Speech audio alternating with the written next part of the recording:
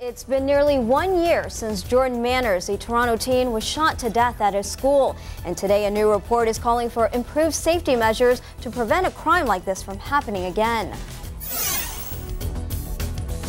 The Toronto District School Board's Leadership Action Team released the report this morning and made a number of recommendations, including boosting police presence at schools. The report doesn't say officers should be patrolling hallways, but it suggests positive interaction between police and students will increase security. It also calls for new procedures to deal with sexual assault and more staff to work with at-risk youth. The report still needs the approval of the full board. Well, joining us now is Geoff Rowan, who's on the board of directors for ProAction Cops and Kids, a charity that funds programs developed and run by police officers to help at-risk youth. Geoff, thank you so much for being here. My pleasure. Well, some people may be concerned when they hear more police in schools, but do you find this report to be a step in the right direction when it comes to strengthening school security?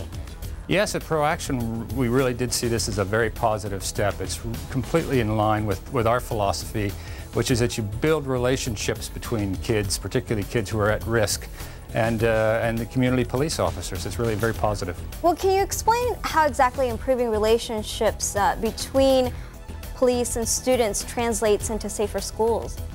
Sure. Well, for one thing, it really does break down that culture of silence that we've heard about before.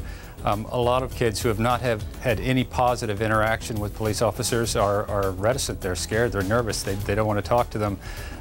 What we found very quickly is when the officers get together with the kids in the community, they're doing a football program, or they're doing a photography program, or a computer program, or music, or whatever.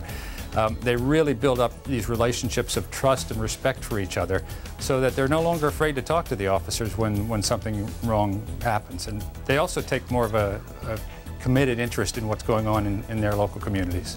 And what are the challenges officers face in developing trust with students?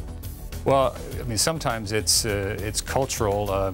In first-generation Canadian communities, some people might have come from countries where the police were not seen in a very positive light, so the kids have to overcome that cultural difference. Sometimes it's just getting to know each other and getting to spend that time together. The kids seeing the officers as real three-dimensional people, and at the same time the officers also getting to see the kids as real people and understanding what their problems are. Now, ProAction Cops and Kids has been around since 1991, offering programs that connect police officers with youth. What results have you seen? Oh, we've seen just some great results. I mean, we hear the one-on-one stories. I mean, I very much believe in, light a candle rather than curse the darkness. So we're fortunate enough to get to hear the stories of kids who were, possibly heading down a troubled path, or possibly who had already been in trouble, and through a program which put them maybe in a position of leadership, or maybe gave them a good role model, got them out of a troubled setting, really gave them a future and hopeful activities for the future. Well, Geoff, we'll have to see if the TDSB approves this action plan, but thank you so much for talking to us. You're welcome.